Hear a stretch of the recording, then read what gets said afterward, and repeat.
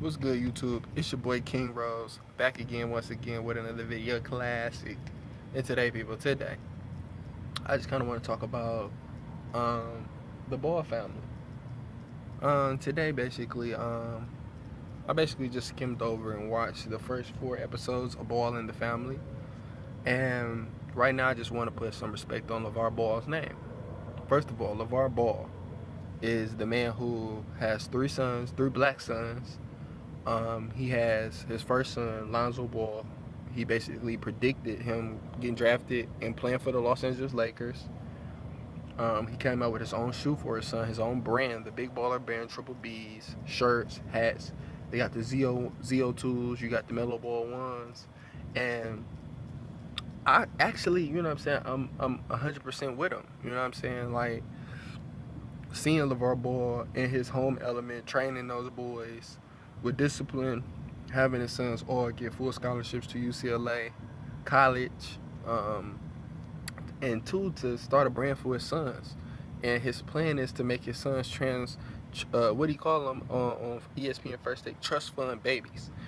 And honestly, I'm with him. You know what I'm saying? 100%. I want him to survive. I want him to thrive.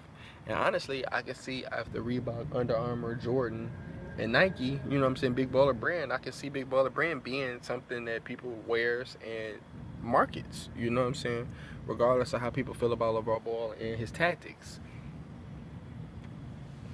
Um, One thing I don't like is the hate that they're getting. Like, you know what I'm saying? People hating on Melo Ball for having a shoe and possibly not being eligible for college. His eligibility is in question because he got a shoe, which I think the NCAA is horrible for that. You know what I'm saying? The NCAA doesn't pay. They don't pay, you know what I'm saying, the college players. They have to go and live on campus and go through a whole year of being basically poor, as college students are. And they basically getting marketed for free, making billions of dollars, the NCAA, on these players, and they get nothing but to go to school.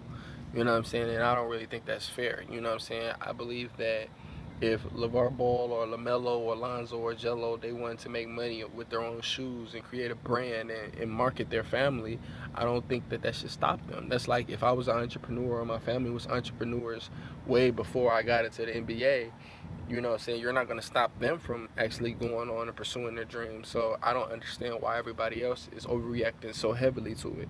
If I have a child, which I do, I have a daughter. If my daughter was to play track, a gymnastics, a cheerleader, a basketball player, a volleyball, softball, whatever it is that she wanted to do, I will really believe that my daughter is the best one out there until she proves otherwise. In my mind, in my opinion, if you watch Lonzo Ball play in high school and I'm your father and you're averaging a triple-double and you're always winning, I'm feeling like you're the best player I've ever seen.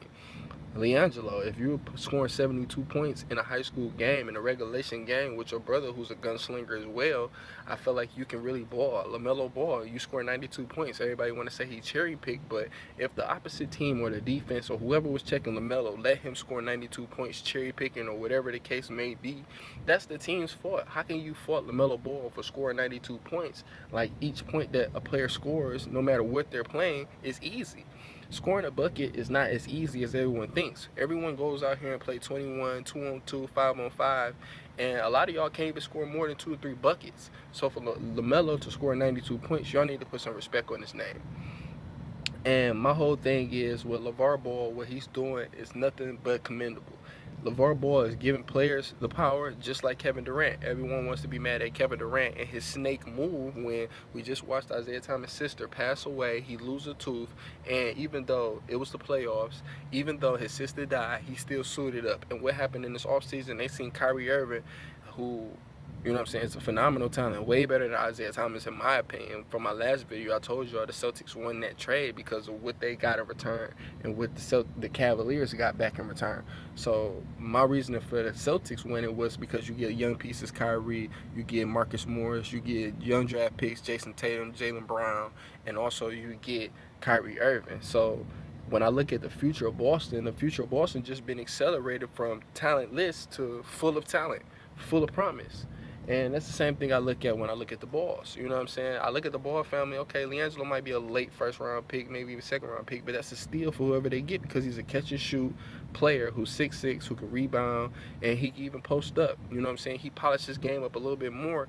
Honestly, I feel like Leandro's going to have an underrated season that, you know, people are not going to really appreciate because he not going to probably win as many games or look as dynamic as Lonzo or even LaMelo. But I think Leandro's going to have a solid 18 to 25 point season.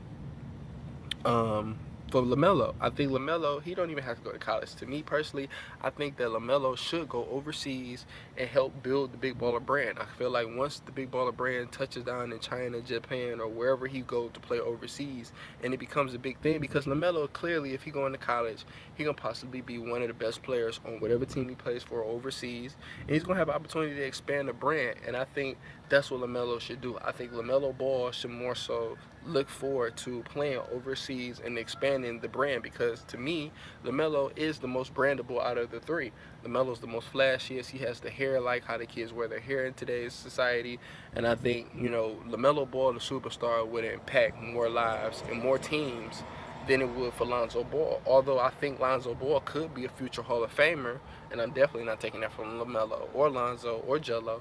But I just think like LaMelo has the opportunity to be explosive with the handle and explosive with the shot. As far as getting his teammates involved, watching Lonzo, watching Jello, I think he's just a perfect, beautiful mix and blend of the two. So, like I say, with LeVar Ball, I don't have nothing to say bad about you, LeVar. If you see this video, LeVar, I want you to continue doing what you're doing. Fuck them haters. Continue BBB. Sell your shoes for $400, $500, $600, because like you say, Gucci, Prada, and all of them, they can do that for their shoes with very low quality in the shoe. And we're all mad at LeVar for creating a shoe for his kids to make them, you know what I'm saying, what you will say, successful.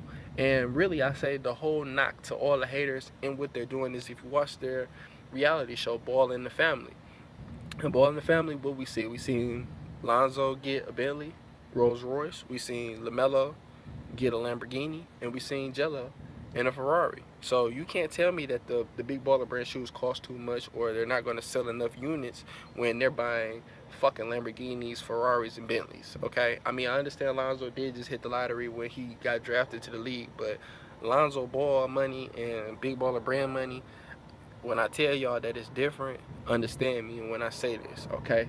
What LeVar Ball is doing is nothing but pure, utter genius, because he's a marketing genius. He's all over the news waves, and I really feel like anybody hating on LeVar Ball in today's society, 2017, is just behind the times.